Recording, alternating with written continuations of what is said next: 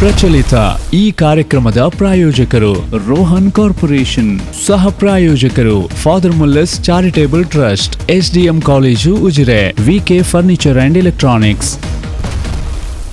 ನಮಸ್ಕಾರ. ವಿಫೋರ್ ವಿಶೇಷ ಕಾರ್ಯಕ್ರಮಕ್ಕೆ ಸ್ವಾಗತ. ನಾನು ತಾರನಾಥ್ ಗಟ್ಟಿ ಕಾಪಿಕಾಡ್. ಈ ದಿವಸದ ನಮ್ಮ ಮಾತುಕತೆ ತುಳುನಾಡಿನ ಮಾತೃಮೂಲ ಅಥವಾ ಮಾತೃಮೂಲ ಸಂಸ್ಕೃತಿ, ಅದು ಎಷ್ಟು ವಾಸ್ತವ ಮತ್ತು ಅದರ ಜನಪದೀಯ ಹಿನ್ನೆಲೆಗಳು, ಆಚರಣೆಗಳು ಅಥವಾ ಅದರ ನಂಬಿಕೆಗಳು, ಈ ಎಲ್ಲ ವಿಚಾರವಾಗಿ ನಾವು ಇವತ್ತು ಮಾತನಾಡಲಿಕ್ಕಿದ್ದೇವೆ. ಈ ಸಂದರ್ಭದಲ್ಲಿ ನಮ್ಮ ಜೊತೆಗೆ ತುಳುನಾಡಿನ ಹಿರಿಯ ಸಂಶೋಧಕಿ ಮತ್ತು ಲೇಖಕಿ ಆಗಿರುವಂಥ ಡಾಕ್ಟರ್ ಇಂದಿರಾ ಹೆಗ್ಗಡೆ ಅವರಿದ್ದಾರೆ. ನಾನು ಅವರನ್ನು ಪ್ರೀತಿಯಿಂದ ಈ ಕಾರ್ಯಕ್ರಮಕ್ಕೆ ಸ್ವಾಗತ ಮಾಡ್ತಾ ಇದ್ದೇನೆ.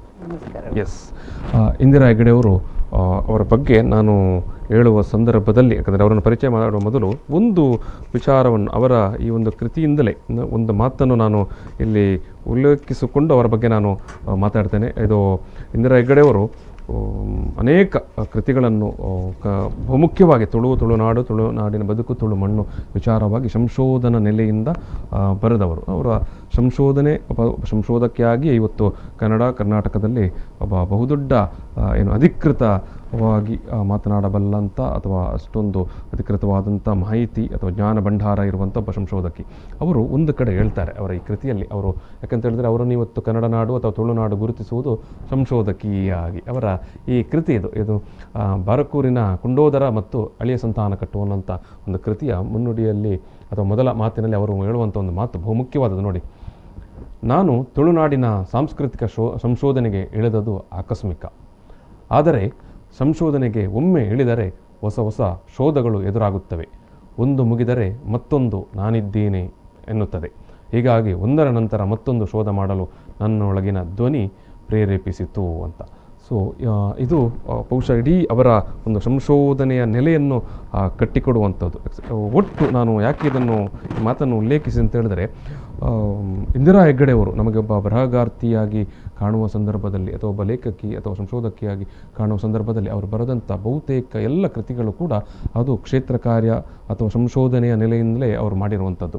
ನಾನು ಒಂದೆರಡು ಕೃತಿಗಳನ್ನು ಇಲ್ಲಿ ಅಥವಾ ಕೃತಿಯ ಹೆಸರುಗಳನ್ನು ನಾನಿಲ್ಲಿ ಉಲ್ಲೇಖ ಮಾಡ್ತೇನೆ. ಒಂದು ಬಂಟರು ಒಂದು ಅಧ್ಯಯನ, ಇದು 2004ರಲ್ಲಿ ಪ್ರಕಟವಾದಂತಹ ಕೃತಿ. ಆಮೇಲೆ ತುಳುನಾಡಿನ ಗ್ರಾಮಾಡಳಿತ ಮತ್ತು ಅಜಾಲು, ಇದು ಕೂಡ 2004ರಲ್ಲಿ ಬಂದಂಥ ಕೃತಿ. ಆಮೇಲೆ ತುಳುವೆರ ಅಟಿಲ್ ಅರಗಣೆ, ಅದು 2008ರಲ್ಲಿ ಬಂದಂಥ ಕೃತಿ. ಆಮೇಲೆ ತುಳುವರ ಮೂಲತಾನ ಆದಿ ಆಲಡೆ, ಇದು 2012ರಲ್ಲಿ ಬಂದಂಥ ಕೃತಿ. ಆಮೇಲೆ ಪರಂಪರೆ ಮತ್ತು ಪರಿವರ್ತನೆ, ಮೂಲತಾಣದ ನಾಗಬ್ರಹ್ಮ ಮತ್ತು ಪರಿವಾರ ದೈವಗಳ ಸಂಧಿ ಪಾಡ್ದನ, ಇದು 2014ರಲ್ಲಿ ಬಂದಂಥ ಕೃತಿ. ಆಮೇಲೆ ಸಿರಿಬಾರಿ ಲೋಕ ತುಳುನಾಡು ಒಂದು ಅಧ್ಯಯನ, ಇದು 2018ರಲ್ಲಿ ಬಂದಂತಹ ಕೃತಿ. ಅದು ಈಗ ನನ್ನ ಇಲ್ಲಿ ಕೈಯಲ್ಲಿರುವಂಥ ಕೃತಿ. ಇದು ಕನ್ನಡ ಪುಸ್ತಕ ಪ್ರಾಧಿಕಾರದವರು ಪ್ರಕಟ ಮಾಡಿರುವಂಥ ಕೃತಿ. ಇದು ಸಿರಿಬಾರಿ ಲೋಕ ತುಳುನಾಡು ಅಂತ. ಇಡೀ ಸಮಸ್ತ ನಾವು ತುಳುನಾಡು ಅಂತ ಹೇಳಿದ್ರೆ ಅದು ಸಿರಿಯ ನಾಡು ಅಂತ ಹೇಳ್ತೇವೆ. ಸಿರಿಯ ಒಟ್ಟು ಪರಿಕಲ್ಪನೆ, ನಂಬಿಕೆ, ಆಚಾರ ವಿಚಾರಗಳು ಮತ್ತು ಸ್ವರೂಪಗಳು, ಎಲ್ಲ ವಿಚಾರಗಳನ್ನು ಅದು ಕಟ್ಟಿಕೊಡುವಂಥ ಕೃತಿ. ಮತ್ತು ಬಾರಕೂರಿನ ಕುಂಡೋದರ ಮತ್ತು ಅಳಿಯ ಸಂತಾನ ಕಟ್ಟು, ನಾವು ಹೇಳುವಂಥ ಅಳಿಯ ಸಂತಾನ ಕಟ್ಟು ಇವತ್ತಿನ ಆಡುಭಾಷೆಯಲ್ಲಿ ಬಳಸ್ತಾ ಇದ್ದೇವಲ್ಲ ಪದ, ಅದರ ಮೂಲ ಎಲ್ಲವನ್ನು ಬಗೆದುಕೊಟ್ಟಂಥ ಕೃತಿ ಇದು. ಸಹಜವಾಗಿ ಅವರ ಸಂಶೋಧನೆಗೆ ಅವರನ್ನು ಅನೇಕ ಪ್ರಶಸ್ತಿಗಳು, ಗೌರವಗಳು ಹುಡುಕಿಕೊಂಡು ಬಂದಿದೆ. ಅದು ಬಹುಮುಖ್ಯವಾಗಿ ಕರ್ನಾಟಕ ತುಳು ಸಾಹಿತ್ಯ ಅಕಾಡೆಮಿಯ ಗೌರವ ಪ್ರಶಸ್ತಿ ಅಥವಾ ಕರ್ನಾಟಕ ಜನಪದ ಅಕಾಡೆಮಿಯ ಗೌರವ ಪ್ರಶಸ್ತಿ, ಜೊತೆಗೆ ಅನೇಕ ಸಂಘ ಸಂಸ್ಥೆಗಳು ಅವರನ್ನು ಪ್ರಶಸ್ತಿ ಪುರಸ್ಕಾರ ನೀಡಿ ಗೌರವಿಸಿದೆ. ಅವರನ್ನು ಹೇಳುವಾಗ, ಉಲ್ಲೇಖ ಮಾಡುವಾಗ SR ಹೆಗ್ಡೆ ಅವರು, ಶೀನಪ್ಪ ಹೆಗಡೆ ಅವರು ನೆನಪಾಗ್ತಾರೆ. SR ಹೆಗ್ಡೆ ಅವರು ಅವರ ಪತಿ, ಶೀನಪ್ಪ ಹೆಗಡೆ ಅವರು ಅವರ ಮಾವ. ಅವರ ಇಬ್ಬರ ನೆನಪಿನಲ್ಲಿ ಕೂಡ ಅವರು ಪ್ರಶಸ್ತಿಯೊಂದನ್ನು ಪ್ರತಿ ವರ್ಷ ನೀಡ್ತಾ ಇದ್ದಾರೆ. ಸೊ ಅದರ ಅಂದರೆ ಒಬ್ಬ ಸಂಘಟಕಿಯಾಗಿ ಕೂಡ ಅವರು ಇವತ್ತು ನಮ್ಮ ಮುಂದೆ ಇದ್ದಾರೆ. ಸೊ ಇವತ್ತು ನಾವು ಮಾತನಾಡುವ ಸಂದರ್ಭದಲ್ಲಿ ತುಳುನಾಡಿನ ಮಾತೃಮೂಲ ಅದು ಎಷ್ಟು ವಾಸ್ತವ ಅನ್ನುವ ವಿಚಾರವಾಗಿ ನಾವು ಮಾತಾಡಲಿಕ್ಕಿದ್ದೇವೆ. ಮೇಡಮ್, ನಮ್ಮಲ್ಲಿ ಸಾಮಾನ್ಯವಾಗಿ ನಾವು ಎಲ್ಲ ವಲಯಗಳಲ್ಲಿ, ಎಲ್ಲ ಕ್ಷೇತ್ರಗಳಲ್ಲಿ ನಾವು ಮಾತನಾಡುವಾಗ ತುಳುನಾಡಿನಲ್ಲಿ ಮಾತೃಪ್ರಧಾನ ವ್ಯವಸ್ಥೆ ಅಂತ ನಾವು ಮೊದಲಿಂದಲೂ ಹೇಳಿಕೊಂಡು ಬಂದಿದ್ದೇವೆ. ಇವತ್ತು ಕೂಡ ನಮ್ಮ ಎಲ್ಲ ವೇದಿಕೆಗಳಲ್ಲಿ, ಎಲ್ಲ ಬರಹಗಳಲ್ಲಿ ನಾವು ಹೇಳಿಕೊಳ್ತೇವೆ, ತುಳುನಾಡು ಮಾತೃಪ್ರಧಾನ ಒಂದು ವ್ಯವಸ್ಥೆ ಅಥವಾ ನಮ್ಮ ವ್ಯವಸ್ಥೆ ಆ ರೀತಿ ಇತ್ತು ಅಂತ. ಈಗ ಬಹುಮುಖ್ಯವಾದ ಪ್ರಶ್ನೆ, ಮಾತೃಪ್ರಧಾನ ಅನ್ನುವುದನ್ನು ಯಾವ ರೀತಿ ನೀವು ಉಲ್ಲೇಖ ಮಾಡ್ತೀರಿ ಅಥವಾ ನಾವು ಯಾವ ರೀತಿ ಅದನ್ನು ಅರ್ಥೈಸಿಕೊಳ್ಳಬೇಕು ಅಂತ. ಕುಟುಂಬ ಮಾತೃಪ್ರಧಾನವು ಅಥವಾ ಇಡೀ ವ್ಯವಸ್ಥೆಯು ಮಾತೃ ಪ್ರಧಾನವೋ ಅನ್ನುವಂಥದ್ದು? ಇಲ್ಲಿ ಮಾತೃ ಪ್ರಧಾನ ಅಂದರೆ ಮಾತೃ ಸಂಸ್ಕೃತಿಯಲ್ಲಿ ಮಾತೃ ಅಂದರೆ ತಾಯಿ ಅಪ್ಪೆ ಪ್ರಧಾನ. ಪಿತೃ ಸಂಸ್ಕೃತಿಯಲ್ಲಿ ಪಿತೃ ಅಂದರೆ ತಂದೆ ಪ್ರಧಾನ. ಆ ದೃಷ್ಟಿಯಲ್ಲಿ ಪಿತೃ ಸಂಸ್ಕೃತಿ ಮಾತೃ ಸಂಸ್ಕೃತಿ. ಪಿತೃ ಸಂಸ್ಕೃತಿಯಲ್ಲಿ ಪಿತೃ ತಂದೆ ಪ್ರಧಾನ, ಮಾತೃ ಸಂಸ್ಕೃತಿಯಲ್ಲಿ ಮಾತೃ ಅಂದ್ರೆ ತಾಯಿ ಪ್ರಧಾನ. ಹಾಗೆ ಮಾತೃ ಸಂಸ್ಕೃತಿ ಅಂತ ಸಂಸ್ಕೃತ ಪದ ಬಳಸ್ತೀವಿ ನಾವು. ಪಿತೃಗೆ ಮಾತೃ ಅಂತ, ಅಪ್ಪೆ ಕಟ್ಟ ಅಂತ ತುಳುನಲ್ಲಿ ಹೇಳ್ತಾರೆ. ಮಾತೃವಂಶೀಯತೆ ಅಂತ ಎಲ್ಲ ಸಂಸ್ಕೃತೀಕರಣ ಪದಗಳು ಬರ್ತಾ ಇದೆ. ಆದರೆ ಇದು ಮಹಿಳಾ ಪ್ರಧಾನತೆ ಅಲ್ಲ, ಮಹಿಳಾ ಪ್ರಾಧಾನ್ಯತೆಯ ವಿಚಾರ ಅಲ್ಲ ಇದು. ಮಾತೃ ಪ್ರಧಾನತೆ ಅಂದ್ರೆ ತಾಯಿಯಾದವಳಿಗೆ, ಹಿರಿಯ ತಾಯಿಗೆ, ಅದು ಎಲ್ಲ ಚಿಕ್ಕಮ್ಮ ಮಕ್ಕಳ ಅಕ್ಕ ತಂಗಿಯರೆಲ್ಲ ಬರಲ್ಲ, ಒಂದು ಕುಟುಂಬದ ಹಿರಿಯ ತಾಯಿ ಇದ್ದಾಳಲ್ಲ, ನನ್ನ ಚಿಕ್ಕಮ್ಮ ದೊಡ್ಡ ಮಕ್ಕಳಲ್ಲಿ ಹಿರಿಯವಳು, ನನ್ನ ತಾಯಿ ಮಕ್ಕಳಲ್ಲಿ ಹಿರಿಯ ಹೆಣ್ಣು, ಒಂದು ಅವಿಭಕ್ತ ಕುಟುಂಬದ ಹಿರಿಯ ಹೆಣ್ಣು, ಅವಳು ಮಾತ್ರ ಪ್ರಧಾನಳಾಗ್ತಾಳೆ. ಅವಳ ಸಲಹೆ ಇದನ್ನೆಲ್ಲ ಉಳಿದ ಯಜಮಾನ ಕೂಡ ಕೇಳ್ತಾನೆ. ಪುರುಷ ಅಲ್ಲಿ ಪ್ರಧಾನ, ಪುರುಷ ಪ್ರಧಾನ ಸಮಾಜ ನಮ್ದು. ಸಮಾಜ ಮಾತ್ರ ಪ್ರಧಾನ ಅಲ್ಲ, ಸಮಾಜ ಮಾತ್ರ ಪ್ರಧಾನ ಅಲ್ಲ ಅಲ್ಲ ಅಲ್ಲ ಪುರುಷ ಪ್ರಧಾನ ಸಮಾಜ. ಮಾತೃ ಅಂದ್ರೆ ಮಾತೆ ಇಲ್ಲಿ ಅಂದ್ರೆ ಮಾತೃ ಪ್ರಧಾನ. ಕೆಲವು ಸಂದರ್ಭಗಳಲ್ಲಿ, ಕೆಲವು ಆಚರಣೆಗಳಲ್ಲಿ ಮಾತೆಯನ್ನು ಮುಂದಿಟ್ಟು ಮಾಡ್ತಾರೆ. ಭೂತಾರಾಧನೆಯಲ್ಲಿ ಕೂಡ ಮಾತೆ ಅಂದ್ರೆ ಮಹಿಳೆಯರು ಹಾಲು ಕೊಡ್ಬೇಕು. ಮಾತೆ ಜೊತೆ ಮನೆಯೊಳಗೆ ಅಲ್ಲ, ಭೂತಾರಾಧನೆಯ ಕೊನೆಯ ಮುಗಿಯುವ ಹೊತ್ತಲ್ಲಿ ಹೆಣ್ಣು, ಅದನ್ನು ಕೂಡ ಇತ್ತೀಚೆಗೆ ಒಬ್ಬರು ಗಂಡಿಂದ ತೆಗೆದಿದ್ದಾರೆ. ಬದಲಾವಣೆ, ಬೊಮ್ಮದ ಪಾತ್ರೆ ಗಂಡು ಕುಡಿ ಅಂತ ಹೇಳಿದ್ದು ನನ್ನ ಕಣ್ಣ ಮುಂದೆ ನಡೆದಿದೆ. ಹಾಗಾಗಿ ಇಂಥ ಸಂದರ್ಭದಲ್ಲಿ ಹಿರಿಯ ತಾಯಿಯನ್ನು ಪ್ರಧಾನವಾಗಿ ಇಟ್ಕೊಂಡು ಹಿರಿಯ ತಾಯಿಯನ್ನು ಇರುವುದು, ಇದು ಮಾತೃ ಪ್ರಧಾನತೆ ಅಷ್ಟೇ. ಬಾಕಿ ಎಲ್ಲವೂ ಮಹಿಳಾ ಪ್ರಧಾನತೆ ಯಾವುದೂ ಇಲ್ಲ, ಎಲ್ಲವೂ ಪುರುಷ ಪ್ರಧಾನತೆ. ಅದು ಯಜಮಾನ ಪ್ರಧಾನ ಜೊತೆಗೆ ಉಳಿದ ಗಂಡು ಮಕ್ಕಳು, ಮನೆಯಲ್ಲಿರುವ ಗಂಡು ಮಕ್ಕಳು ಕೂಡ ತಮೆರಿ ಮೆರಿ ಪೊಣ್ಣತ್ತು ಸಂಬರ ಮೆರಿ ಕಜುಪತ್ತು ಅಂತ ಹೇಳಿ ಹಾಗೆ ಮಹಿಳಾ ಪ್ರಧಾನತೆ ಇರುವ ನಾಡಲ್ಲ ಇದು. ಮಹಿಳಾ ಪ್ರಧಾನತೆ ನೋಡ್ಬೇಕಾದ್ರೆ ನೀವು ಈಶಾನ್ಯ ಭಾರತಕ್ಕೆ ಹೋಗಿ, ಈಶಾನ್ಯ ಭಾರತಕ್ಕೆ ಅಲ್ಲಿ ಮಾತೃ ಮೂಲವೂ ಇದೆ, ಮಾತೃ ವಂಶನೂ ಇದೆ, ಮಹಿಳಾ ಪ್ರಧಾನತೆಯೂ ಕೂಡ ಇದೆ, ಇವತ್ತಿಗೂ ಇದೆ ನಮ್ಮಲ್ಲಿ. ಅಲ್ಲಿ ಅದನ್ನು ಯಾವ ರೀತಿ ನೀವು ಹೇಳ್ತೀರಿ ಅಂದ್ರೆ? ಅಲ್ಲಿಯ ಮಾತೃ ಪ್ರಧಾನ, ಮಾತೃ ಸಂಸ್ಕೃತಿ ಅಥವಾ ಮಾತೃ ಪ್ರಧಾನ ಸಮಾಜ. ನಮ್ಮ ತುಳುನಾಡಿನ ಮಹಿಳೆಯರು ಪುರುಷಾವಲಂಬಿಗಳು. ಗಂಡ ಅದು ಎರಡನೇದು. ನಮ್ಮ ಮೂಲದಿಂದ ನಾವು ಸೋದರನ ಅವಲಂಬಿಗಳು. ತಮ್ಮಲೆ ಮೀರಿ ಪೊಣ್ಣ, ತಮೆರಿ ಮೀರಿ ಪೊಣ್ಣತ್. ನಮ್ಮ ಸಿರಿ ಕೂಡ ಅವಳು ಮಗನಾದ್ರೂ ಕೂಡ ಮಗನಿಗೆ ಅವಲಂಬಿಸಲ್ಲ, ಮಗನ ಮಾತು ಮೀರ್ಲಿಲ್ಲಲ್ಲ ಅವಳು. ಈಗ ನಾವು ಅಣ್ಣನ ಮಾತು ಮೀರಬಾರ್ದು, ಸೋದರ ಮಾವನ ಮಾತು, ತಮ್ಮನ ಮಾತು ಮೀರಬಾರ್ದು, ಕೊನೆಗೆ ಮಗನ ಮಾತು ಮೀರಬಾರ್ದು. ನಾವು ಇಲ್ಲಿ ಅಷ್ಟರ ಮಟ್ಟಿಗೆ ನಾವು ಪುರುಷಾವಲಂಬಿಗಳು. ನಾನು ಎಲ್ಲ ರೀತಿಯಲ್ಲಿ ಕಟ್ಟಿ ಹಾಕಿದಾಗೆ ಅದು. ಹೌದು, ಗಂಡ ಮನೆಗೆ ಹೋಗ್ಬೇಕಾದ್ರೆ ಇರಬಹುದು ಅಥವಾ ಒಂದು ಒಟ್ಟು ಒಂದು ವ್ಯವಸ್ಥೆಯಲ್ಲಿ ಇತ್ತೀಚಿನವರೆಗೂ ಒಂದು ಆಟ ಕೂಟ ಎಲ್ಲಿ ಹೋಗ್ಬೇಕಾದ್ರೂ ಗಂಡು ಜೊತೆ ಇರಬೇಕು. ತಮ್ಮ ಇರ್ಲಿ ಅವನಿರ್ಲಿ. ಅದು ನಾನು ಒಂದು ಸ್ಕೂಲ್ಗೆ ಹೋಗಾಗ ಒಂದು ರಾತ್ರಿ ನಮ್ಮ ಸ್ಕೂಲ್ ಡೇ ಮುಗಿದು ಬರುವಾಗ ಜಾತ್ರೆ ಲೇಟ್ ಆಗ್ತಿತ್ತಲ್ಲ, ಅದಕ್ಕೆ ನಾವು ಚಿಕ್ಕ ಹುಡುಗನ ಜೊತೆ ಕರೆದಿದ್ದು. ನಾನು ಅದ್ರ ನನ್ನ ಕಥನದಲ್ಲಿ ಬರ್ದಿದ್ದೇನೆ.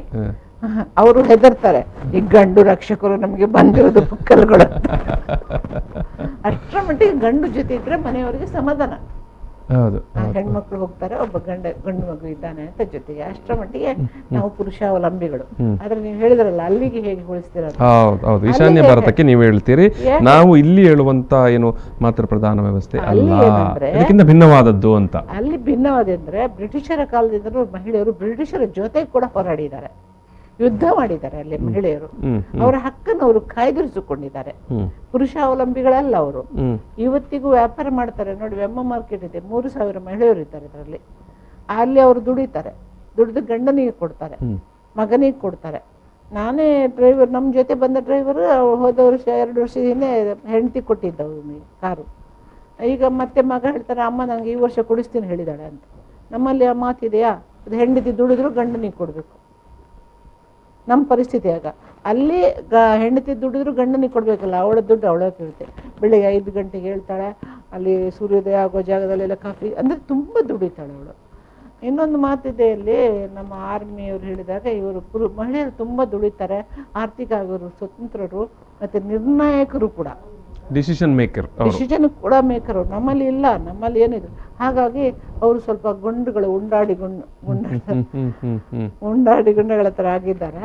ಹಾಗಾಗಿ ಅಲ್ಲಿ ಸ್ವಲ್ಪ ಅಂಡರ್ಗ್ರೌಂಡ್ ಜಾಸ್ತಿ ಆಗಿದೆ ಅಂತ ಒಂದು ಮಾತು ನನಗೆ ಆರ್ಮಿ ಅವ್ರ ಬಾಯಿಂದ ಬಂತು.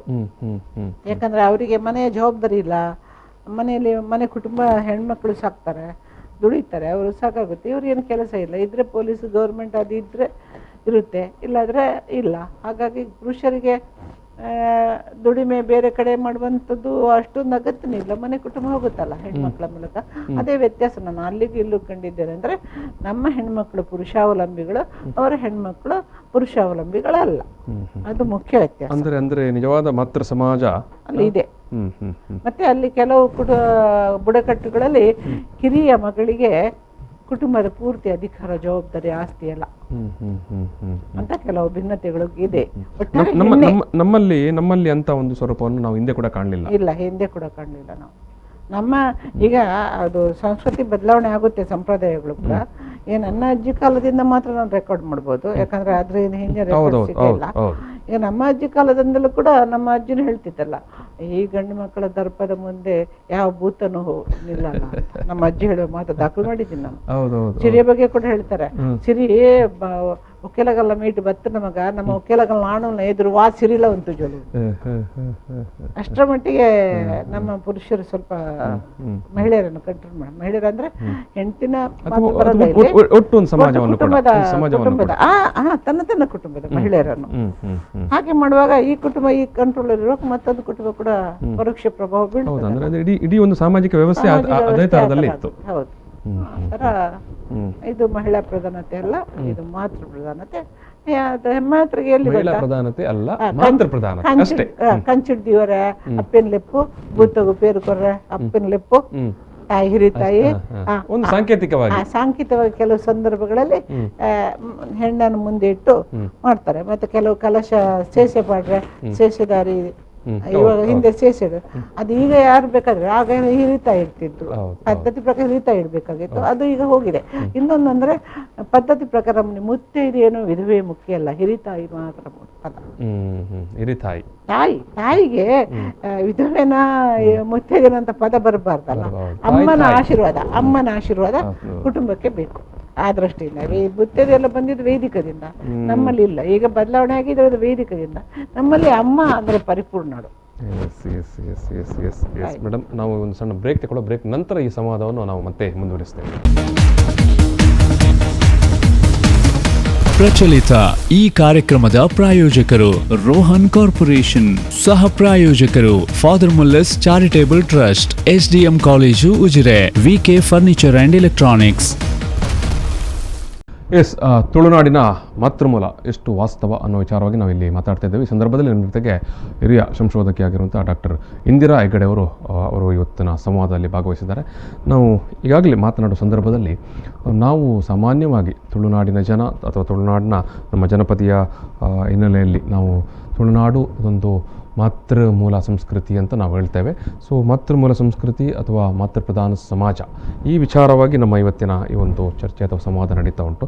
ನಾನು ಈಗಾಗಲೇ ಈ ಒಂದು ವಿಚಾರವನ್ನು ಹೇಳುವಾಗ ಮೇಡಮ್ ನೀವು ಹೇಳಿದ್ರಿ, ಅದು ಮಾತೃಮೂಲ ಏನು ನಮ್ಮ ಕುಟುಂಬ ಹೌದು, ಆದರೆ ಒಂದು ಸಮಾಜವಾಗಿ ನಾವು ಅದನ್ನು ತುಳುನಾಡಿನಲ್ಲಿ ನೋಡಲಿಕ್ಕೆ ಸಾಧ್ಯ ಆಗಲಿಲ್ಲ ಅಂತ.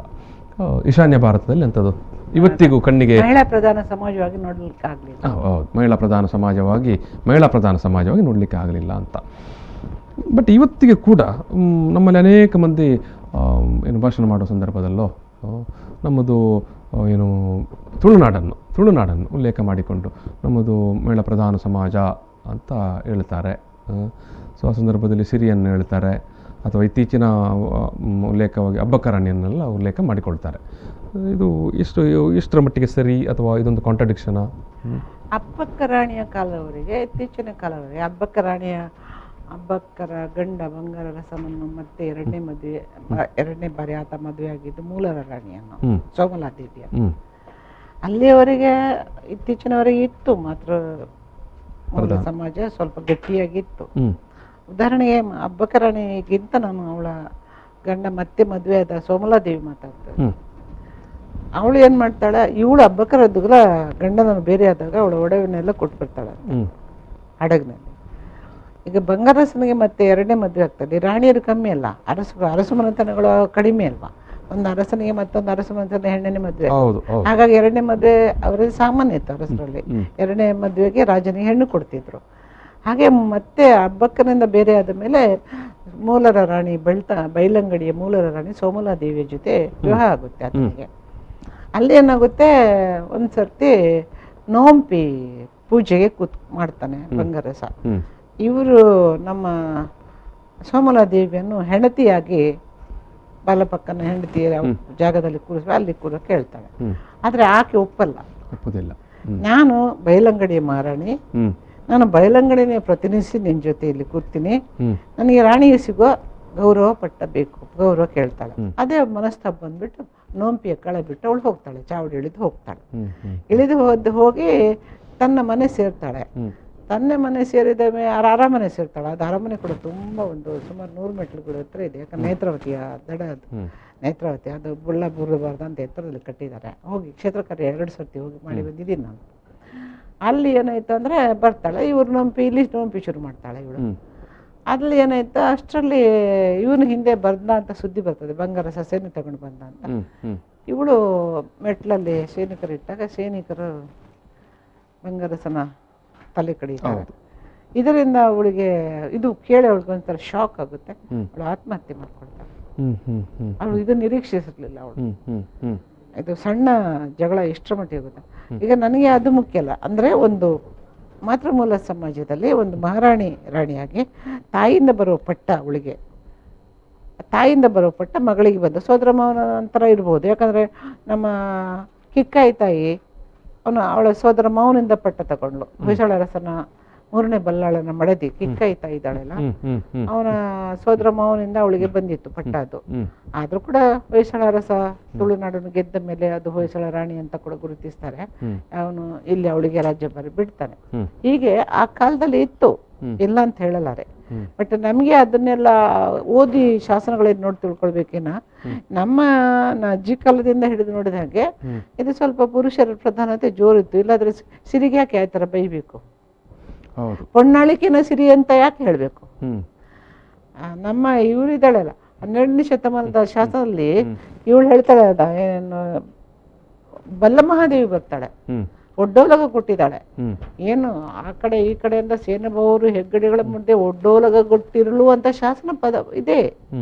ಅಂತ ನಾಡಿನಲ್ಲಿ ಕಿಕ್ಕಾಯ್ತಾಯಿ ಆಡಿದ ನಾಡಿನಲ್ಲಿ, ಅಬ್ಬಕ್ಕದೇವಿ ಆಡಿದ ನಾಡಿನಲ್ಲಿ, ಸೋಮಲಾದೇವಿ ಆಡಿದ ನಾಡಿನಲ್ಲಿ ಈ ಸಿರಿಕತೆ ಹೊನ್ನಾಳಿಕೆನ ಸಿರಿ ಅಂತ ಯಾಕೆ ಬರಬೇಕಿತ್ತು? ಅಂದರೆ ಸಿರಿಯ ಕಾಲಕ್ಕೆ ಪರಿವರ್ತನೆ ಆಗಿದೆ. ಅದಕ್ಕೆ ನಾನು ನನ್ನ ಊಹೆ ಪ್ರಕಾರ, ಅಂದಾಜು ಪ್ರಕಾರ ಆ ಪ್ರಾತಿನಿಧಿಕ ಸಿರಿಯನ್ನೇ ಈ ಪರಿವಾರ ಮಾಡಿಸಿ, ಯಾಕಂದ್ರೆ ಅದಕ್ಕೆ ಮೇಲ್ಜಾತಿಯ ಒಂದು ಅವರಿಗೆ ತುಳು ಜನಗಳಲ್ಲಿರುವ ಮೇಲ್ಜಾತಿಗೆ ಆರೋಪಿಸಿ ಸಿರಿಯನ್ನ ಆ ಕತೆ ಬಳಸಲಾಗಿದೆ. ಯಾಕಂದ್ರೆ ಇವತ್ತಿಗೂ ನಿಮ್ಗೆ ಹಬ್ಬಕದಾರರಿಗೆ ಮಾತ್ರ ಪೂಜೆ ಗರ್ಭಗುಡಿಯಲ್ಲಿ. ಯಾವ ಸಿರಿಗಳು ಬರೀ ದರ್ಶನ ಮಾಡಿ ಹೋಗ್ತಾಳೆ. ಅವಳು ಅಲೌಕಿಕ ಸಿರಿ, ಅಪ್ಪ ತಾಯಿಯ ಹೊಟ್ಟೆಯಲ್ಲಿ ಹುಟ್ಟಿಲ್ಲ, ಅಪ್ಪ ಹುಟ್ಟಿಸ್ಲಿಲ್ಲ, ಆದ್ರೂ ಅವಳಿಗೆ ಯಾವುದೇ ಪೂಜೆ ಪುರಸ್ಕಾರ ಇಲ್ಲ, ಭೂಪೂಜನೆ ಇಲ್ಲ ಅವಳಿಗೆ. ಭೂಪೂಜೆ ಇರೋ ಹಬ್ಬಗದಾರಗರಿಗೆ ಆ ಸಿರಿಗಳ ತರ, ಸಿರಿಗಳ ಮೂರ್ತಿ, ಸಿರಿಗಳ ಫೋಟೋ ಇದೆಯಲ್ಲ, ಆ ಅಧಿಕಾರ ಸಿರಿಗಳ ತೀರ ಇಲ್ಲಿ ಹಬ್ಬಗದಾರಗರಿದ್ರೆ ಅಲ್ಲಿ ಅಧಿಕ ಸತ್ನ ಅದು ಅವರನ್ನೇ ಇಲ್ಲಿ ಪ್ರತಿನಿಧೀಕರಿಸಿದಂತೆ ಕಾಣ್ತದೆ ನನಗೆ. ಇಲ್ಲಿ ಕನ್ಯೆ ಸಿರಿಗಳು ಬೇಕು. ಅಲ್ಲಿ ಕನ್ಯೆ ಹುಡುಗಿಯರಿಗೆ ಪೂಜೆ ನಡೀತದೆ, ಜೀವಂತ ಕನ್ಯೆ ಹುಡುಗಿಯರು ನಡೀತಿರ್ತಾರೆ. ಸಿರಿ ಅಧಿಕಾರ ಭತ್ತದ ಕಂಬಳದ ಪಲ್ಲಿ ಜೀವಂತ 10 ವರ್ಷದ ಕನ್ಯರು ತಂದು ಪೂಜೆ ಮಾಡೋ ಪದ್ಧತಿ ಇದೆ. ಅವಳಿಗಳನ್ನು ತರುವುದು, ನಿಜವಾಗಿ ಅವಳಿಗಳನ್ನೇ ತರುವುದು. ಇಲ್ಲಿ ಹಬ್ಬಗದಾರಗರು ಅವರು ಸತ್ತಿದ್ದು ಕನ್ಯರಾಗಿ ಮದುವೆಯಾಗಿ ಮೊದಲೇ ಸಾಗುತ್ತೆ ನೋಡಿ. ಇದನ್ನೆಲ್ಲ ನಾವು ತಾರ್ಕಿಕವಾಗಿ ವಿಚಾರ ಮಾಡಿದ್ರೆ ಇವರು ಕನ್ಯರು, ಅವರು ಕನ್ಯರು. ಹಾಗಾಗಿ ಮತ್ತೆ ಇವರಿಗೆ ಗರ್ಭಗುಡಿ ಪೂಜೆ, ಉಲ್ಲಾಯನ ಎಡಬಲದಲ್ಲಿ ಇರುವುದು ಹಬ್ಬಗದಾರರು. ಈಶ್ವರ ದೇವಸ್ಥಾನ ಪರಿವರ್ತನೆ ಆದ್ರೂ ಕೂಡ ಅಲ್ಲಿ ಎಡಬಲದಲ್ಲಿರೋದು ಹಬ್ಬಗದಾರರು. ನಂದಳಿಕೆ ಇರ್ಬೋದು, ಕವತಾರ ಇರ್ಬೋದು, ಎಲ್ಲ ಇವನ್ ಅಲ್ಲಿ ದೇಂದಡ್ಕ ಅಂದ್ರೆ ಕಲ್ಲುಮುಣಕರ ಹತ್ರ ಇರೋ ಅಲ್ಲಿ ಕೂಡ ಅದೇ ಇರೋದು. ಇದೆಲ್ಲ ನಾವು ನಮ್ಮ ಜನಗಳು ಸ್ವಲ್ಪ ಅಧ್ಯಯನ ಕಡೆಗೆ ಮುಖ ಮಾಡಬೇಕು. ಇಲ್ಲಾಂದ್ರೆ ಒಂದು ಆಲಡಿ ಜಾತ್ರೆಗೆ ಹೋದಾಗ ಕುಡಾರಿ ಹಾಕಿ ಬರೋದು ಮಾತ್ರ ಅಲ್ಲ, ನಾಲ್ಕಣೆ ಪುಂಡಿಪನವು ಹಾಕಿ ಮಾತ್ರ ಬರೋದಲ್ಲ, ಸ್ವಲ್ಪ ಏನಂತ ಬರಬೇಕು. ಅದೇ ಅಂದರೆ ಈಗ ಈಗ ನಾವು ಸಿರಿಯ ವಿಚಾರಕ್ಕೆ ಬರುವಾಗ ಕೂಡ ಅಲ್ಲಿ ನೀವು ಎರಡು ರೀತಿಯ ಸಿರಿಯ ಇದನ್ನು ಉಲ್ಲೇಖ ಮಾಡ್ತೀರಿ. ಒಂದು ನಾವು ಇವತ್ತು ಜಾತ್ರೆಯ ಸ್ವರೂಪದಲ್ಲಿ ನೋಡ್ತಾ ಇರುವಂಥ ಸಿರಿಯ ಆಲಡೆ, ಆಲಡೆ. ಇನ್ನೊಂದು ನೀವು ಏನು ಅಧಿಕಾರಿ ಏನು ಭತ್ತದ ನೆಲೆಯಲ್ಲಿ ನೋಡ್ತಾ ಇರುವಂಥ ಒಂದು ಸಿರಿ. ಸೊ ಅದು ಎರಡು ಭಿನ್ನ ಸ್ವರೂಪದ್ದು. ಇಲ್ಲಿ ಮಾತೃಮೂಲ ಸಮಾಜ ಅಂದ್ರೆ ಸಿರಿಯ ಕಾಲಕ್ಕೆ ನಾವು ಮಾತೃಮೂಲ ಸಮಾಜದಲ್ಲಿ ಪರಿವರ್ತನೆ ಕಾಣ್ತದೆ ಎಂಬುದನ್ನು ಬಲಮಹಾದೇವಿಗಿದ್ದ ಒಂದು ಅಧಿಕಾರ. ಅವಳು ರಾಣಿಯಾಗಿ ಮೆರೆದ್ಲು, ಅಳುಪರ ರಾಣಿ ಆದ್ಲು. ಕಿಕ್ಕಾಯಿ ತಾಯಿ ಅಳುಪರ ರಾಣಿ ಆದ್ರೂ ಹೊಯ್ಸಳ ದೇವರ ಪಟ್ಟದ ಮೂರನೇ ಬಳ್ಳಾಳನ ಮಡದಿಯಾಗಿ ಬಾರ್ಕೂರಿಂದ ಆಳಿದ್ಲು, ಇವರು ಆಳಿದ್ರು. ಆದರೆ ಸಿರಿಯ ಕಾಲಕ್ಕೆ ಆ ಮಹಿಳಾ ಪ್ರಧಾನತೆ ರಾಣಿಯಾಗಿ ಆಳುವ ಇದು ಕೂಡ ಬಹುಶಃ ಸಿರಿಗೆ ಆ ಪ್ರಶ್ನೆ ಹಾಕಿದ್ದೇ ನನಗೆ ಒಂದು ಬಹಳ ವಿಚಿತ್ರ ಅನ್ನಿಸುತ್ತೆ. ಎಲ್ಲ ಪಾಡ್ದನಗಳಲ್ಲಿ ಅವಳು ನನ್ನ ಹಕ್ಕು ನನಗೆ, ಸತ್ಯನಾಪುರದ ಹಕ್ಕು ನನಗೆ, ನನ್ನ ಅಜ್ಜನ ನಂತರ ಅದು ನನಗೆ ಬರಬೇಕು ಅಂತ ಹೇಳುವಾಗ ಅವಳು ಕೇಳ್ತಾರೆ, ಕೂಟದ ಕಾಲ ಕೇಳ್ತದೆ, ಪೊಣ್ಣಾಳಿಕೆನ ಸಿರಿ ಅಂತ. ಹಾಗಾಗಿ ಈ ಕಾಲಕ್ಕೇನೆ ಹೆಣ್ಣಿನ ಆಳ್ವಿಕೆಯನ್ನು, ಹೆಣ್ಣಿನ ಅಧಿಕಾರವನ್ನು ಪುರುಷ ಪ್ರಧಾನ ಸಮಾಜ ಒಪ್ಪಿಲ್ಲ. ಕೂಟದ ಕಳಕ್ಕೆ ಮಹಿಳೆ ಹೋಗುವಂತಿಲ್ಲ. ಯಾವುದೇ ಈಗ ಗುತ್ತು ಗೂಡುಗಳ ಪ್ರಾತಿನಿಧೀಕರಣ ಗಂಡುಗಳು ಇಲ್ಲ ಆದ್ರೆ ಆ ಮನೆಯಲ್ಲಿ ಗಂಡು ಸಂತಾನ ಪುರುಷ ಸಂತಾನ ಸಮ್ಮೆ ಇದ್ರೆ ಅಲ್ಲ, ಊರಲ್ಲಿ ಇಲ್ಲ ಆದ್ರೆ ಆಗ ಸತ್ತುಗುತ್ತು ಅಂತ ಹೊರ್ತಿತ್ತು. ಸತ್ತುಗುತ್ತಿನ ಪುರುಷ ಹೋಗಿ ಈ ಸಹೋದರಿಯ ಜಾಗದಲ್ಲಿ ಇಟ್ಟು ಅವನಲ್ಲಿ ಪ್ರತಿನಿಧೀಕರಿಸಿ ಕೂಟದ ಕಳಕ್ಕೆ ಹೋಗ್ಬೇಕು, ಪಂಚಾಯತಿ ಕಳಕ್ಕೆ ಹೋಗ್ಬೇಕು, ಕಂಬಳ ಕೂಟ ಎಲ್ಲ ಮಾಡ್ಬೇಕು. ಅಷ್ಟರ ಮಟ್ಟಿಗೆ ಮಹಿಳೆ ಮನೆಯೊಳಗಿಂದ ಹೊಸಿಲು ದಾಟಿ ಬರಬಾರ್ದು, ಮುಟ್ಟಿಕಲ್ಲು ಮಿತ್ತು ಹೋಗಬಾರ್ದು. ಅದೇ ಹಬ್ಬಕ್ಕೆ ನಾನು ನಮ್ಮ ರಾಣಿಯರು ಮೆರೆದ ಈ ನಾಡಲ್ಲಿ ಯಾಕೆ ಸಿರಿಯ ಕಾಲಕ್ಕೆ ಈ ತರ ಆಯಿತು, ಇದು ಪ್ರಶ್ನೆ ನಾನು ಕಾಡ್ತಾ ಇದೆ. ಈ ಪ್ರಶ್ನೆ ಜೊತೆಗೇನೆ ಈಗ ಸರಿ, ಆನಂತರ ಸ್ವಲ್ಪ ಆಧುನಿಕತೆಗೆ ತೆರೆದುಕೊಳ್ಳುವಂಥ ಸಂದರ್ಭದಲ್ಲಿ ಇವತ್ತಿಗೆ ಕೂಡ ತುಂಬ ಹಳೆಯ ಕಾಲದ ಮನೆಗಳಲ್ಲಿ ಅಥವಾ ಕುಟುಂಬಗಳಲ್ಲಿ ನಾವು ನೋಡ್ಬೋದು, ಭೂಮಿಯ ಒಡೆತನ ಅದ ವಿಚಾರಕ್ಕೆ ಬರುವಾಗ ಅದು ಯಾರದೋ ಅಜ್ಜಿಯೋ ಅಥವಾ ಅತ್ಯಂತ ಹಿರಿಯ ಮಹಿಳೆಯ ಹೆಸರಲ್ಲಿ ಇರುವಂಥದ್ದು. ಇವತ್ತು ಕೂಡ ಅನೇಕ ನಮ್ಮ ತುಳುನಾಡಿನ ಕುಟುಂಬಗಳು ಇಂಥ ಒಂದು ಪರಿಸ್ಥಿತಿಯನ್ನು ಎದುರಿಸ್ತದೆ. ಭೂಮಿ ಯಾರ ಹೆಸರಲ್ಲಿದೆ ಅಂದರೆ ನನ್ನ ಅಜ್ಜಿಯ ಅಥವಾ ನನ್ನ ತಂದೆಯ ಅಜ್ಜಿಯ ಹೆಸರಲ್ಲಿ ಉಂಟು ಅಂತ. ಅಂದರೆ ಭೂಮಿಯ ಒಡೆತನ ಒಂದು ಕುಟುಂಬದ ಹಿರಿಯ ಮಹಿಳೆಯ ಕೈಯಲ್ಲಿ ಇದ್ದಾಗ್ಯೂ ಕೂಡ ನಾವು ಮಹಿಳಾ ಪ್ರಧಾನ ಸಮಾಜವನ್ನು ಕಟ್ಟಲಿಕ್ಕೆ ಯಾಕೆ ಆಗಲಿಲ್ಲ ಅಂತ. ಅದೇ ನಮಗೂ ಕಾಡುತ್ತಿರೋ ಪ್ರಶ್ನೆ. ಭೂಮಿಯ ಇದ್ರೂ ಕೂಡ ಅನುಭೋಗದ ಅಧಿಕಾರ ಇದ್ದಿದ್ದು ಯಜಮಾನನ ಕೈಯಲ್ಲಿ, ಪುರುಷರ ಕೈಯಲ್ಲ. ಮತ್ತೆ ಪದ ಬಳಕೆ ನೆನಪಿಲ್ಲಿ ಉಳಿದ ಪುರುಷರ ಕೈಯಲ್ಲಿ ಇರ್ಲಿಲ್ಲ, ಒಬ್ಬ ಯಜಮಾನನ ಕೈಯಲ್ಲಿ ಅನುಭೋಗದ ಅಧಿಕಾರ ಇದ್ದಿದ್ದು. ಅದು ಕೆ ಶೆಟ್ರು ಒಂದು ಹಾಡು ಬರೀತಾರೆ, ನನಗೆ ಅದು ಈಗ ನೆನಪಾಗ್ತಿಲ್ಲ. ಅಳಿಯ ಸಂತಾನದಳು ಗಣ ಕುಟುಂಬದಳು, ಹಿರಿಯನಿಗೆ ಎಲ್ಲ ಅಧಿಕಾರ, ಉಳಿದವರಿಗೆ ಬರೀ ಗಜ್ಜಿ ಅಂತ. ಉಳಿದ ಪುರುಷರಿಗೂ, ಯಾಕಂದ್ರೆ ಕೋಳಿಗೆ ಬೇಕಾಗಿ ಕೊಚ್ಚಿಗೆ ಪಯಣ ಅಂತ ಅದು ಹಾಡೋರು 2-3 ಪುಟ್ಟ ಹಾಡು ಕಟ್ಟಿದ್ದಾರೆ. ನಾನು ನನ್ನ ಬಂಟರು ಒಂದು ಸಮಾಜ ಸಂಸ್ಕೃತಿಯಲ್ಲಿ ಅದನ್ನು ದಾಖಲಿಸಿದ್ದೇನೆ, ಕೆ ಶೆಟ್ಟರ ಹಾಡುಗಳನ್ನು ನಮ್ಗೆ ಇವತ್ತಿಗೂ ಅದು ಸಂಕೇತಿಸ್ತದೆ ಯಾವ ರೀತಿ ಕುಟುಂಬ ಇತ್ತು ಅಂತ. ಹಾಗಾಗಿಬಿಟ್ಟು ಹಿರಿಯ ಪುರುಷ ಯಜಮಾನನಾದವು, ಆತ ಗಡಿಯಾದವನು, ಯಜಮಾನನಾದವನು ಅನುಭೋಗದ ಅಧಿಕಾರ ಇರೋದ್ರಿಂದಾಗೆ ಅವನು ಆಸ್ತಿಯನ್ನು ಪರಭಾರೆ ಮಾಡಿದ್ದಾನೆ. ಉದಾಹರಣೆಗೆ ನಾನು ಹೇಳ್ತಿದ್ದೀನಿ, ನಾನು ಕುಂದಾಪುರ ಕಡೆ ನನ್ನ ಮನೆಯಲ್ಲಿ ಇದೆ, ಅದಾದ್ಮೇಲೆ ಬೇಡ, ಇವು ಎಲ್ಲವೂ ನನ್ನ ಮನೆಯಿಂದ ಉದಾಹರಣೆ ಕೊಡಬೇಡ. ಕುಂದಾಪುರ ಕಡೆಗೆ ಹೋಗಿದ್ದೆ ಕ್ಷೇತ್ರ ಕಾರ್ಯಕ್ಕೆ.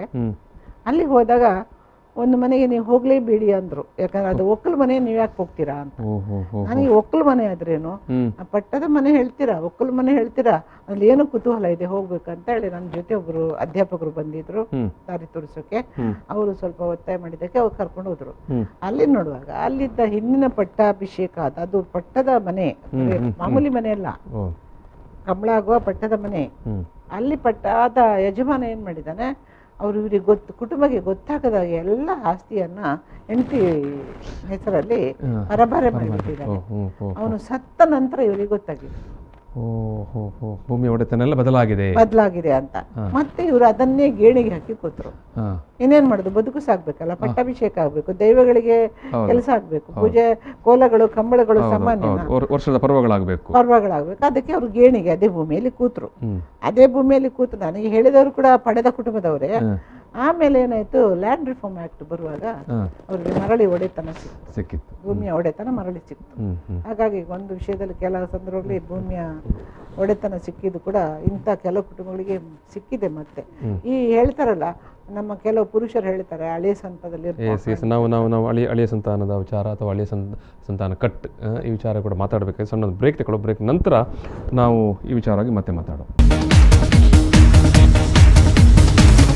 ಪ್ರಚಲಿತ ಈ ಕಾರ್ಯಕ್ರಮದ ಪ್ರಾಯೋಜಕರು ರೋಹನ್ ಕಾರ್ಪೊರೇಷನ್, ಸಹ ಪ್ರಾಯೋಜಕರು father Muller's charitable trust, SDM college Ujire, VK furniture and electronics.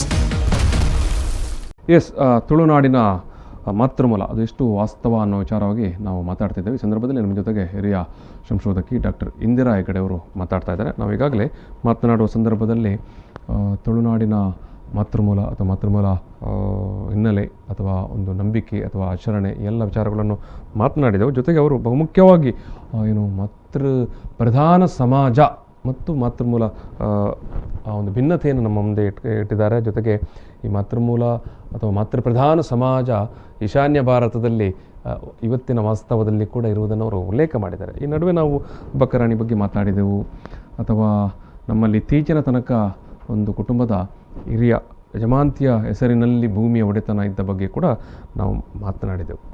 S, ಈಗ ನಾನು ಮತ್ತೆ ನಿಮ್ಮ ಕೂಡ ಅಲ್ಲಿ ಮಾತಿನ ಕೊನೆಗೆ ಪ್ರಸ್ತಾಪಕ್ಕೆ ಬಂತದ್ದು ಹಳೆಯ ಕಟ್ಟು ಅಥವಾ ಹಳೆಯ ಸಂತಾನ ಕಟ್ಟು ಅಂತ. ಸೊ ಇದು ಈ ರೀತಿಯ ಒಂದು ಪದ ಬಳಕೆ ಉಂಟಲ್ವಾ, ಇದು ಒಂದು ಕಡೆ ನೀವು ಕೂಡ ಹೇಳಿದ್ರಿ, ಯಾಕಂದರೆ ಮಾತೃಪ್ರಧಾನ ನಮ್ಮಲ್ಲಿ ಕುಟುಂಬದ ಒಂದು ಮಹಿಳೆ ಅಥವಾ ಹಿರಿಯ ಮಹಿಳೆ, ಆಕೆಗೆ ಒಂದು ಯಜಮಾಂತಿಯ ಒಂದು ಪ್ರಾಧಾನ್ಯತೆ ಇತ್ತು. ಆಧುನಿಕ ಸಮಾಜಕ್ಕೆ ಬರುವಾಗ ಭೂಮಿಯ ಒಡೆತನ ಕೂಡ ಅದು ಒಂದು ಕುಟುಂಬದ ಹೆಣ್ಣಿನ ಹೆಸರಲ್ಲಿ ಇರ್ತಾ ಇತ್ತು. ಈ ನಡುವೆ ನಾವು ಈ ಹಳೆಯ ಸಂತಾನ ಕಟ್ಟು ಅಂತ ಹೇಳಿಕೊಳ್ಳಲಿಕ್ಕೆ ಆರಂಭಿಸಿದ್ದು ಯಾವಾಗ ಮತ್ತು ಯಾಕೆ ಅಂತ? ಹಳೆಯ ಸಂತಾನ ಯಾವಾಗ ಅಂತ ಹೇಳೋ ಬಗ್ಗೆ ನಾನು ಇನ್ನು ಗಮನ ಹರಿಸಿಲ್ಲ, ನೆನಪಾಗ್ತಿಲ್ಲ. ಓದಿದ ಪ್ರಕೃತಿಯಲ್ಲಿ ಬಂದಿದೆ ಗೊತ್ತಿಲ್ಲ ನನಗೆ. ಆ ನಡುವೆ ನಿಮ್ಮ ಬಾರ್ಕೂರಿನ ಕೊಂಡೋದರ ಮತ್ತು ಹಳೆಯ ಸಂತಾನ ಕಟ್ಟು ಅನ್ನೋ ಕೃತಿ ಕೂಡ ನಮ್ಮ ಮುಂದೆ ಇದೆ. ಹೌದು, ಯಾಕಂದ್ರೆ ಬಾರ್ಕೂರಿನ ಕೊಂಡೋದರನ್ನೇ ನಾವು ಆರೋಪಿಸುವುದು.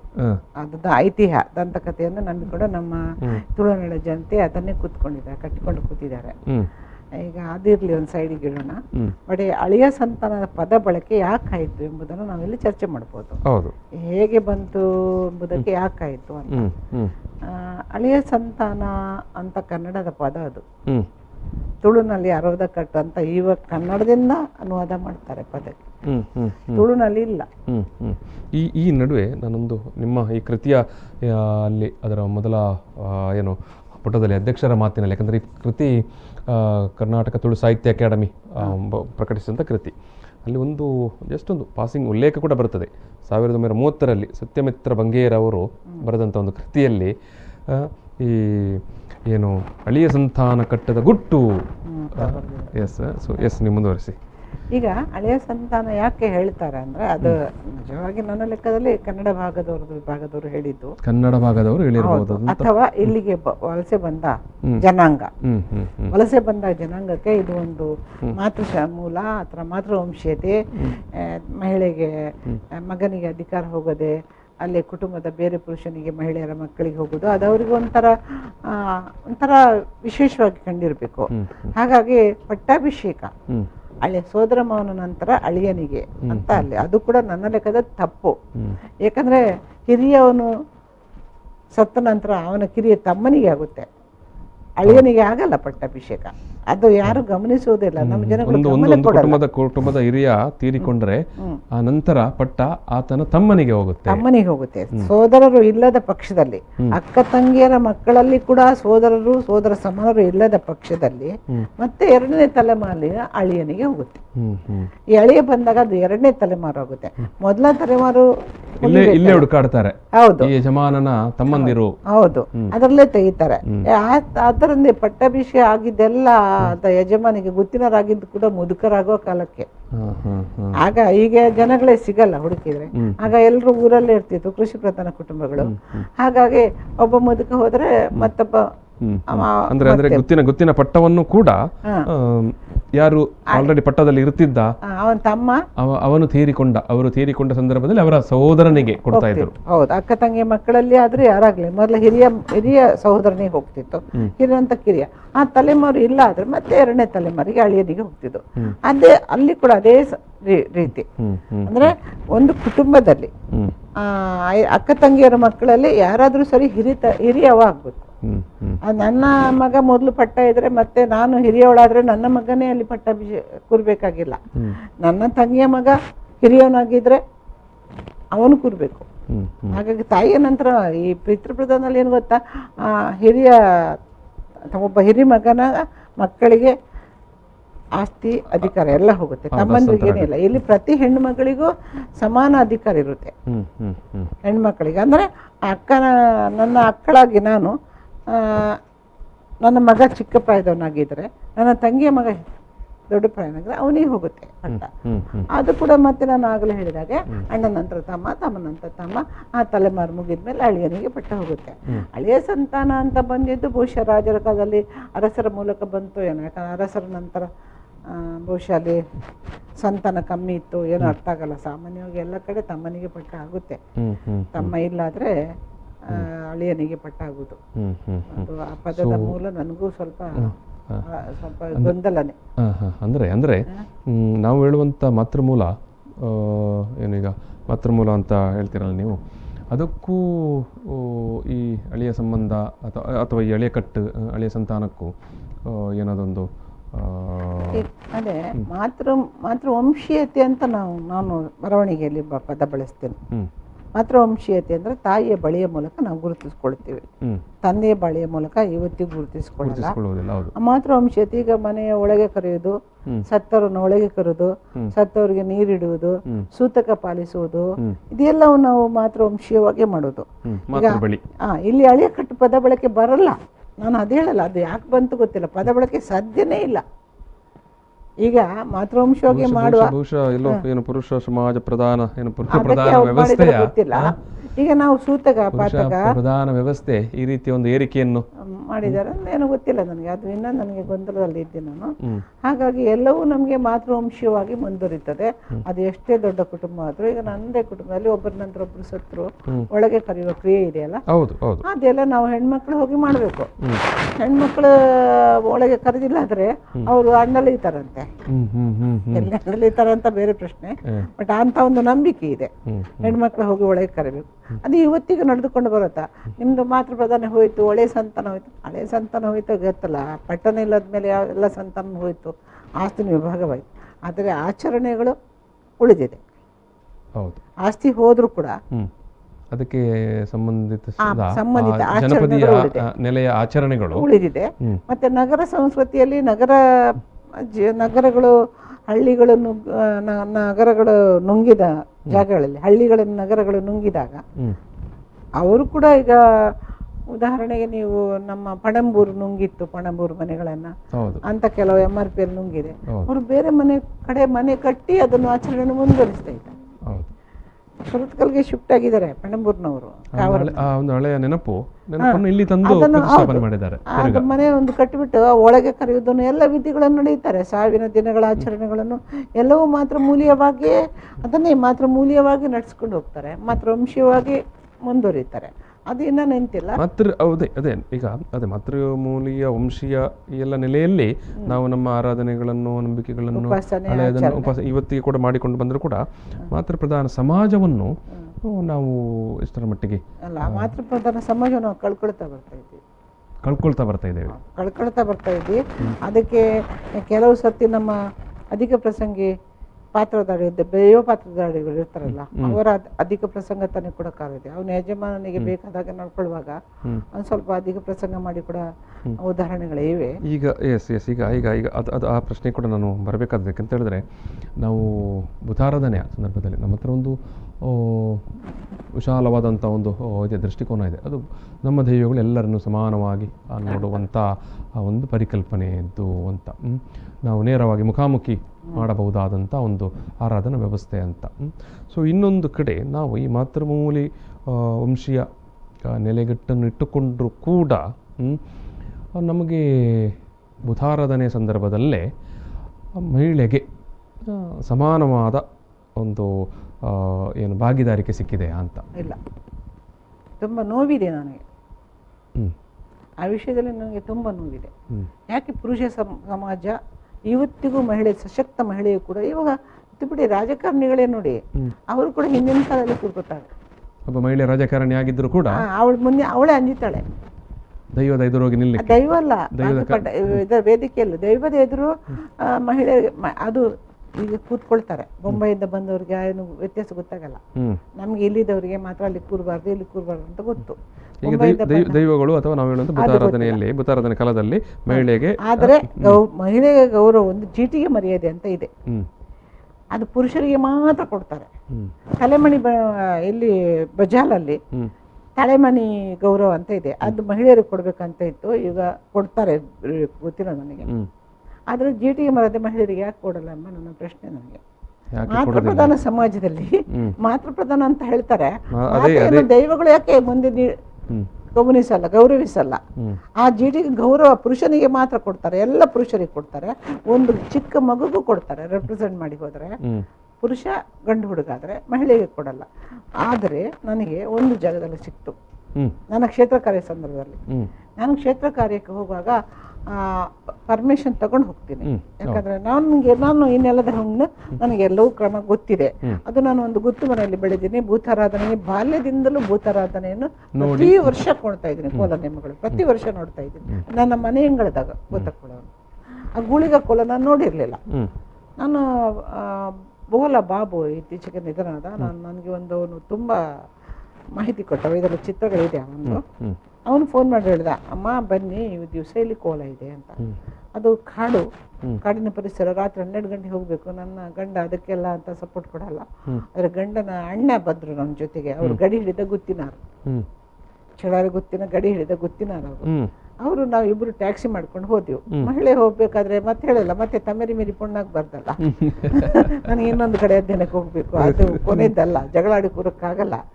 ಹಾಗೆ ನಾವು ರಾತ್ರಿ ಕಾಡು ಗುಡ್ಡ ಹತ್ತಿ ಮೇಲೆ ಹೋದೆ. ಎಲ್ಲ ಕೂತಿದ್ದಾರೆ, ನನಗೊಂದು ಕುರ್ಚಿ ಕೊಟ್ರು. ನಾನು ಅವನಿಗೆ ಮೊದಲೇ ಹೇಳಿದ್ದೀನಿ, ನಮ್ಮ ಪಟ್ಟದ ಗುತ್ತಿನಾರು ಬರ್ತಾ ಇದ್ದಾರೆ, ಗಡಿ ಹಿಡಿದ ಚಳಾರಿ ಗುತ್ತಿದ್ದು ಚೌಟ, ಅವರ ಹೆಸರು ಗಡಿ ಹಿಡಿದ ಮೇಲೆ ಚೌಟ, ಅವ್ರು ಬರ್ತಾ ಇದ್ದಾರೆ ಅಂತ ಹೇಳಿದೆ. ಅಲ್ಲಿ ಅವನೇನ್ ಮಾಡಿದೆ ಗೊತ್ತಾ, ಎಲ್ರು ಕೊಟ್ಟು ನಂಗೆ ಆಶ್ಚರ್ಯ, ನನಗೂ ಜೀಟಿಗೆ ಮರ್ಯಾದೆ ಕೊಟ್ಟ. ಆಶ್ಚರ್ಯ ಆಯ್ತು ನನಗೆ. ನಾನು ಮತ್ತೆ ಫೋನ್ ಮಾಡಿ ಕೇಳಿದೆ, ಯಾವ ದಿವಸ ಬರ್ತೀವಿ, ಅವನು ಆ ವಿಷಯ ಎಳಿಬೇಕಲ್ಲ. ಏನಪ್ಪ ನನಗೆ ಅದು ಯಾವ ರೀತಿ ಕೊಟ್ಟೆ, ನಾನು ಎಲ್ಲೂ ಸಿಗದ ಜೀಟಿಗೆ ಮರ್ಯಾದೆ ಗೌರವ ಹೇಗೆ ಕೊಟ್ಟೆ ನನಗೆ? ಅಮ್ಮ ನನಗೆ ನಿಮಗೆ ಗೌರವ ಕೊಡ್ಬೇಕು ಅನ್ನಿಸಿತ್ತು, ಹಾಗಾಗಿ ವ್ಯವಸ್ಥಾಪಕರಲ್ಲಿ ಮೊದಲೇ ಕೇಳಿದ್ದೆ, ಆ ಗುತ್ತಿನ ಮಹಿಳೆ ಬರ್ತಾರೆ, ಅವರಿಗೆ ನನಗೆ ಜೀಟಿಗೆ ಮರ್ಯಾದೆ ಕೊಡಬೇಕು ಅಂತ ಹೇಳಿದೆ. ಕೊಡು ನಿನ್ನ ಇಷ್ಟ ಅಂದರು. ಹಾಗಾಗಿ ಚಾಮುಂಡಿ ವೇಷದಲ್ಲಿ ನನಗೆ ಗೌರವ. ಅದರಲ್ಲೇ ಒಂದು ಉತ್ತರ ಕೂಡ ಉಂಟು, ಯಾಕೆ ಮಹಿಳೆಯರಿಗೆ ಕೊಡ್ತಾ ಇರಲಿಲ್ಲ ಅನ್ನೋದಕ್ಕೂ ಕೂಡ. ಬಹುಶಃ ಗುತ್ತಿನವರು ಅಥವಾ ಪುರುಷ ಪ್ರಧಾನ ವ್ಯವಸ್ಥೆಯೋ ಅದನ್ನು ತಡೆದು ಹಿಡಿದಿತ್ತು. ಅದನ್ನು ಒಂದು ಸಾಂಕೇತಿಕವಾಗಿ ಒಂದು ಕಡೆ ಓಪನ್ ಅಪ್ ಆಯ್ತು, ನಿಮಗೆ ಸಿಕ್ಕಿತ್ತು. ನನಗೆ ತುಂಬಾ ಒಂದು ರೀತಿಯ ಖುಷಿ. ಅದು ಕೂಡ ಚಾಮುಂಡಿ ಪಾತ್ರಧಾರಿಣಿಯಾಗಿ, ಚಾಮುಂಡಿ ಪಾತ್ರಧಾರಿಣಿಯಾಗಿ ಚಾಮುಂಡಿ ಗೂಳಿಗ ಕೋಲ.